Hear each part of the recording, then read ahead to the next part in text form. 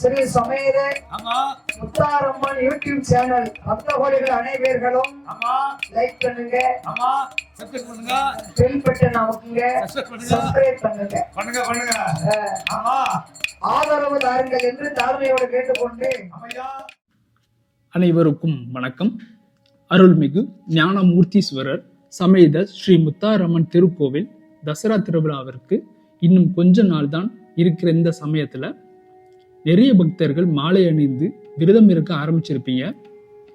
முத்தாரம்மன் அருளால நீங்க நினைத்த காரியம் வெற்றி அடைய அன்னையை பிரார்த்தித்து கொண்டு போன பதிவில் விரதம்னா என்ன, யாரெல்லாம் விரதம் இருக்கலாம், யாரெல்லாம் இருக்கக்கூடாது, எந்த சமயத்துல விரதம் இருக்கிறத தவிர்க்கணும், எத்தனை நாள் இருக்கலாம் மற்றும் விரதத்தை தொடங்குறதுக்கு முன்னாடி நம்ம செய்ய வேண்டிய முன் ஏற்பாடுகள் என்னென்ன என்பதை பற்றி நம்ம தெளிவா பார்த்தோம்.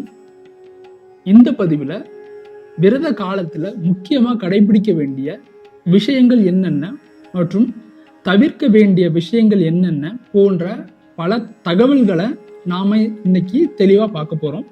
வாங்க அது என்னென்னு பார்ப்போம். முதல்ல விரத காலத்துல கடைபிடிக்க வேண்டிய முதல் விஷயமே அதிகாலையில எந்திக்கிறது தான். அதாவது சூரிய உதயத்துக்கு முன்னாடியே எந்திக்கணும். அதிகாலையில எந்திக்கணும் அப்படின்னா 2 மணிக்கு இல்லை 3 மணிக்கு எந்திக்கணும் நான் சொல்லலை. குறைந்தபட்சம் 4:30 மணிலேருந்து 6 மணிக்குள்ள எந்திரிக்கணும். அதான் நான் எந்திரிச்சாச்சுன்ட்டு இருக்கக்கூடாது. முக்கியமான விஷயம் என்னன்னா சூரிய உதயத்துக்கு முன்னாடியே குளிக்கணும். அதுதான் ரொம்பவே முக்கியமானது. அதாவது 4:30 மணிலேருந்து 6 மணிக்கு முன்னாடியே நம்ம குளிச்சு பூஜை செய்ய தயாராக இருக்கணும். கடல்லையோ ஆற்றுலையோ இல்லை கிணத்துலையோ இல்லை உங்கள் வீட்லேயோ நீங்கள் குளிச்சுக்கிடலாம். கடலில் இல்லைன்னா ஆற்றுல குளித்தா ரொம்பவே சிறப்பு, அவங்கவங்க வசதியை பொறுத்தது. அடுத்து குளித்ததும் சுத்தமான ஆடையத்தான் கட்டணும். அதாவது கூழானாலும் குளித்து குடி, கந்தல் ஆனாலும் கசக்கி கட்டுன்னு சொல்லி நாம் கேள்விப்பட்டிருப்போம். அதுக்கு அர்த்தம் என்னன்னா, என்ன சாப்பிட்றதா இருந்தாலும் முதல்ல குளித்ததுக்கு அப்புறம் தான் சாப்பிடணும். அதே மாதிரி கிழிஞ்ச துணியாக இருந்தால் கூட அதை துவைச்சதான் நாம் போடணும். இது விரத காலத்தில் மட்டும் இல்லை, நம்ம வாழ்க்கை ஃபுல்லாகவே இந்த பழக்கத்தை நம்ம கொண்டு வரணும். அப்படி இந்த பழக்கத்தை நம்ம கடைபிடிச்சோம்னா நம்ம வாழ்க்கையே சிறப்பாக இருக்கும். அடுத்து மாலை போட்டவங்க எல்லாருமே சிவப்பு வேஷ்டி துண்டு போட்டு தான் விரதம் இருக்கிறாங்க. ஆனால் சில பேர் கருப்பு நீலம் அப்படின்னு விதவிதமான கலரில் வேஷ்டி கட்டிட்டு இருக்கிறது நம்ம பார்த்துருப்போம். அதெல்லாம் தவிர்த்தா ரொம்பவே நல்லது. தசராவை பொறுத்த வரைக்கும் சிவப்பு அல்லது மஞ்சள் வேஷ்டி கட்டி தான் விரதமே இருக்கணும். அடுத்ததா குளிச்சதுக்கு அப்புறமா உங்கள் நெத்தியில் திருநாரோ இல்லை நாமமோ இல்லை சந்தன குங்குமமோ கண்டிப்பாக வைக்கணும். விரத காலத்தில் வெறும் நெத்தியோட எப்போவுமே இருக்கக்கூடாது. அது மட்டும் இல்லாமல் பூஜை பண்ணும்போது வெறும் நெத்தியோட பூஜை செய்யவே கூடாது.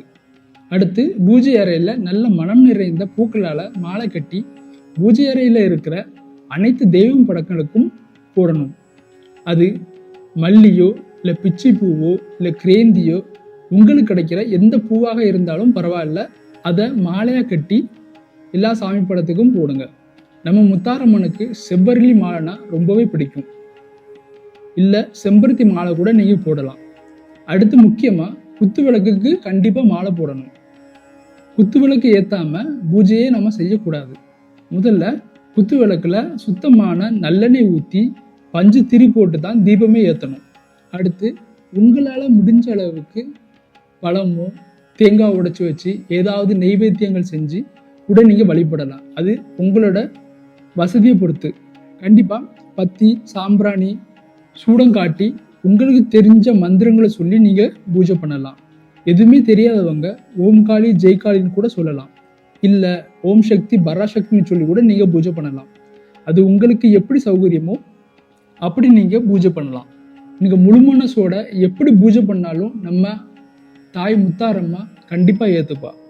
அடுத்தது காலை மாலை 2 வேளையிலும் நீராடிட்டு தான் நம்ம பூஜை பண்ணணும். சில நபர்கள் மதியம் சாப்பிடுவதற்கு முன்னாடி குளிச்சு பூஜை செய்து சாப்பிடும் பழக்கம் இருக்கிறவங்க 3 நேரம் குளிக்கிறவங்களும் இருக்காங்க. அது அவங்களோட வழக்கம். அதனால எல்லாரும் அப்படி இருக்கணும்னு இல்லை. ஆனால் கட்டாயம் 2 நேரம் குளிச்சு பூஜை செய்யணும். மறுநாள் நம்ம பூஜை செய்யும் போது முந்தின நாள் போட்ட மாலை பூ எல்லாத்தையும் எடுத்துட்டு அன்னன்னைக்குள்ள பூ வாங்கி பூஜை பண்ணுங்க. பூஜை அறையும் நம்ம வீடும் எப்போதும் பூஜை பொருட்கள் மற்றும் பூ மணத்தாலேயே நிறைஞ்சிருக்கணும். அது மட்டும் இல்லாமல் நம்ம வீட்டை தினமும் கழுவி சுத்தம் செஞ்ச பிறகுதான் பூஜை எல்லாம் பண்ணணும். குறைந்தது 1 நேரமாவது கழுவி சுத்தம் பண்ணுங்க. அடுத்து விரத காலத்தில் முக்கியமாக தவிர்க்க வேண்டிய சில விஷயங்கள் இருக்கு. அதெல்லாம் நாம் எப்பவும் தவிர்த்தாலும் நல்லது தான். அது என்னன்னு இப்போ பார்ப்போம். முதல்ல பீடி, சிகரெட்டு, மது மற்றும் பலவிதமான போதைப் பொருட்களை கண்டிப்பாக தவிர்த்தே ஆகணும். இதெல்லாம் தவிர்க்க முடியாதவங்க தசராவுக்கு மாலை போட்டு விரதம் இருக்கிறதுலையே எந்த விதமான பலனுமே இல்லை. சில பேர் கழுத்தில் மாலை இருக்கும் போதும் வேஷத்தோடு இருக்கும் போதும் பீடி, சிகரெட் அடித்து நாம் பார்க்க முடியுது.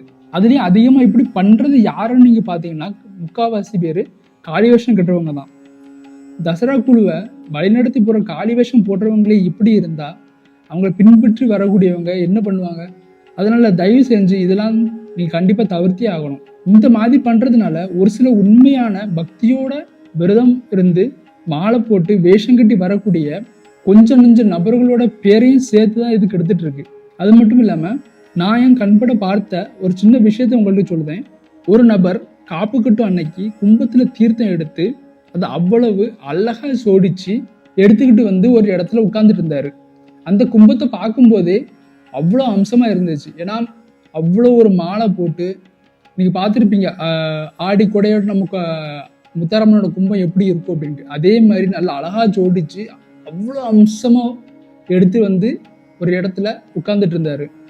ஆனால் அவர் என்ன பண்ணாருன்னா அந்த கும்பத்தை தன்னோட தொடை மேலே வச்சுட்டு இடது கையால் பிடிச்சிக்கிட்டு வலது கையில் சிகரெட் அடிச்சுட்டு இருந்தார். கையில் கும்பம் இருக்கும் போதே அவர் இப்படி பண்ணுறாரு பார்த்துக்கிடுங்க. கும்பம் எடுக்கிறது அப்படின்னாலே குலசில இருந்து நாம இருக்கிற இடத்துக்கு அன்னை முத்தாரம்மனை அழைச்சிட்டு போறது தான் அப்படிங்கிறது தான் அர்த்தம். ஆனா இவர் இப்படி பண்ணும்போது எப்படி நம்ம அம்மா அவரோட இடத்துக்கு போவா?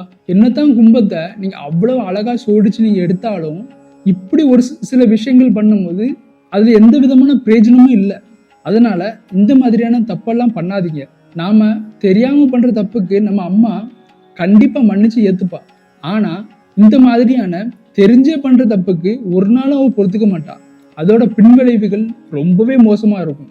அதை மனசுல வச்சுட்டு நல்ல முறையில விரதம் இருங்க. அது மட்டும் இல்லாம நம்மளை அடிமைப்படுத்துற எல்லா விஷயத்தையும் நாம கண்டிப்பா தவிர்த்தி ஆகணும். டிவி, மொபைல் எல்லாத்தையும் சேர்த்துதான் நான் சொல்றேன். நம்மள பல பேருக்கு காலையில எந்திரிச்சதுமே மொபைலை பார்க்குற பழக்கம் கண்டிப்பா இருக்குது. அதெல்லாம் கண்டிப்பா இந்த விரத காலத்திலேயாவது கொஞ்சம் குறைச்சிக்கிடணும். அந்த மொபைல்ல தேவையில்லாத என்னென்னலாமோ பார்த்துட்டு இருக்கும். அதெல்லாம் கண்டிப்பா தவிர்த்தே ஆகணும். என்ன தேவையோ அதை மட்டும் பாருங்க. அவசியம் இருக்கக்கூடிய நேரத்துல மட்டும் பயன்படுத்துங்க. அதனால நான் மொபைலு, டிவில பார்க்க கூடாதுன்னு சொல்ல வரல. தேவையான நேரத்துல மட்டும் பாருங்க, தேவையானதை மட்டும் பாருங்க. சரிங்களா? அடுத்தது முக்கியமா திருமணம் ஆனவர்கள் இந்த விரத காலத்துல தாம்பத்தியத்தை தவிர்த்து பிரம்மச்சரியத்தை கடைபிடிக்கணும். அது மட்டும் இல்லாம காம எண்ணங்கள், காம உணர்வுகளை தூண்டக்கூடிய எல்லா விஷயத்தையும் நம்ம கண்டிப்பா தவிர்த்தே ஆகணும். இந்த மாதிரியான எல்லா விஷயமுமே நம்ம விரதத்தை கெடுத்துரும்.